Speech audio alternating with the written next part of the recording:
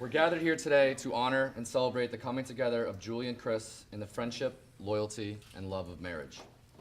On behalf of the bride and groom, I welcome you and thank you all for gathering here on this beautiful day to witness their marriage ceremony. Each of you have played important roles in their lives, and it means a great deal to them that you could be here today.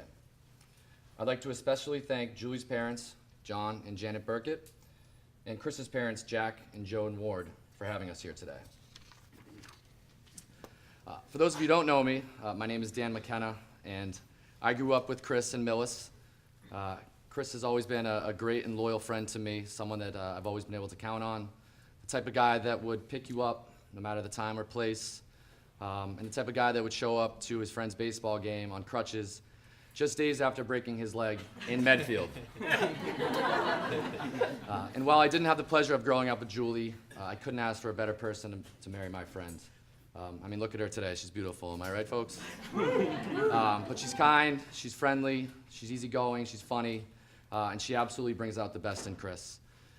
She's certainly a good influence on him, as evidenced by a few weeks ago when she made Chris and I dinner and waited until after we devoured the lasagna to tell us that she snuck some spinach in there. For those of you who know Chris and Julie, family is hugely important to them. And as we were planning today's ceremony, we found a few fun similarities and fun family facts. The first is that they're both the youngest. Thank you to Chris's twin sister, Jen, for beating him out by a few minutes to make that one happen. But also that Julie's parents grew up just down the road from each other in Needham, and Chris's parents grew up just a mile away from each other in Dorchester. And while Mr. Millis here and Ms. Lifelong Medfieldian grew up just a few miles down the street from each other, that's not actually where their story began. After high school, Chris went off to Bates College in Maine, Julie to UMass Amherst, which would bode well for her in the future as about half of the Ward family went to UMass. But they went to expand their network, many of you in the room here today, and to figure out what they wanted to do next. Little did they know that just a few short years after starting their careers in Boston, they'd find themselves just a few steps away from each other when Julie started at VM Turbo. Which brings us to our next fun family fact. Both of Julie's sisters met their husbands-to-be at work, as did Chris's brother Tim meeting his wife at work. Their relationship blossomed quickly from there. I remember the first time Chris bringing Julie to our apartment in South Boston to meet all the Millis guys. I think we had to clean for an hour, and he might have maybe tucked my shirt in. But it just went to show how important Julie was to Chris and how excited he was for us to finally meet her. At the same time, he had to go to Brighton and pass a test with all of Julie's friends, which he did with flying colors, where he also found out from her friend Danielle that despite his recent early failures trying to woo Julie at work, she actually had a crush on him the first week at work.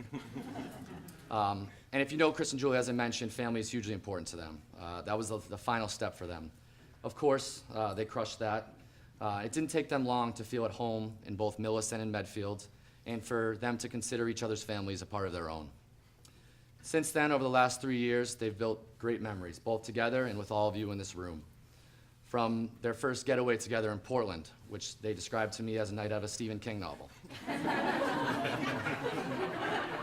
to moving in together, to celebrating the weddings of their brothers and sisters and the births of their nieces and nephews, to getting engaged, and to most recently surviving Cape Week. I think I can speak for everyone in here today when I say that we're excited to help you celebrate and kick off the next chapter of your life together. And with that, Julie and Chris would like to invite Julie's cousin Monica up for a reading. They say they will love, comfort, honor each other to the end of their days. They say they will cherish each other and be faithful to each other always. They say they will do these things not just when they feel like it, but even for better, for worse, for richer, for poorer, in sickness and in health, when they don't feel like it at all. In other words, the vows they make could hardly be more extravagant. They give away their freedom, they take on themselves each other's burdens, they bind their lives together. The question is, what do they get in return?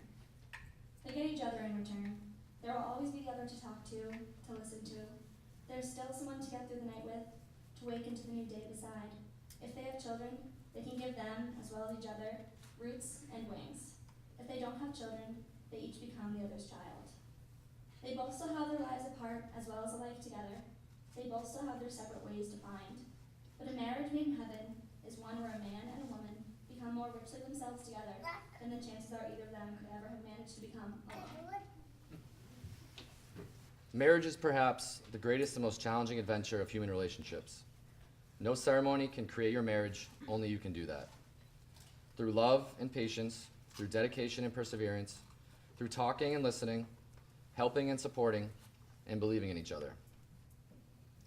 Through tenderness and laughter, through learning to forgive, learning to appreciate your differences, and by learning to make important things matter, and to let go of the rest. What this ceremony can do is to witness and affirm the choice you make to stand together as life mates and partners. And now Chris and Julie would like to invite Chris's sister-in-law, Pilar, up for a reading. Congratulations, you two. Thank you. Live every day with the love as your guide. Always give more than your groom or your bride. Find each other the funniest things and share with each other when your heart sings. And no truer words have ever been penned than the crux of your love is just being friends. From this day on, you're never alone. Wherever you are, it is your spouse, that's your home. And when time has passed and the two of you age and your lives are about to turn the last page, you'll not see the wrinkles, nor the old, nor the gray. Instead, you'll see yourselves as you are on this day.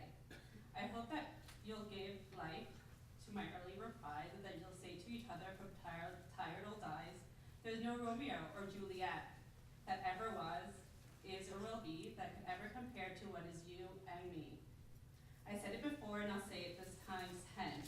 Given the chance, I would do it again.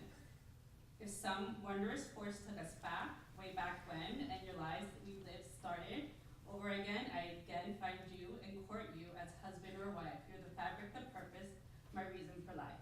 Author unknown. And now Chris and Julie will exchange vows. Chris, please repeat after me. Julie, I promise to always be true to you in good times and in bad, Julie, I promise to always be true to you in good times and in bad, in sickness and in health, in sickness and in health, and I will love you and honor you all the days of my life. and I will love you and honor you all the days of my life. Julie, please repeat after me. Chris, I promise to always be true to you in good times and in bad, Chris, I promise to always be true to you in good times and in bad, in sickness and in health, in sickness and in health, and I will love and honor you all the days of my life. and I will love and honor you all the days of my life. A ceremony is for a day. A marriage is for a lifetime. The rings that you are about to exchange mark the beginning of a long and exciting journey together. Let your rings be a reminder of the promises that you have given to each other and of the love that you share. The rings are a symbol of eternity, each a circle which has no end. Nick? Chris, please place Julie's wedding ring on the finger of your left hand.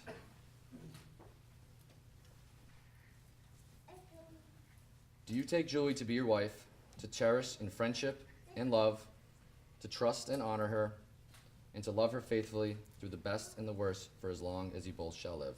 I do. Julie, please place Chris's wedding ring finger on his left hand. Julie, do you take Chris to be your husband, to cherish in friendship and love, to trust and honor him, and to love him faithfully through the best and worst for as long as you both shall live? I do. Today, I am privileged to share with you the moment you begin your life together. In the years ahead, may you always apply tenderness and strength to the trials that may befall you. May your love be a shield from the unpredictability of life. May you remember to rejoice in good times and good fortune, and may you always appreciate the life that you found with each other. Now, with the power vested in me by the Commonwealth of Massachusetts, I now pronounce you husband and wife. You may kiss the bride.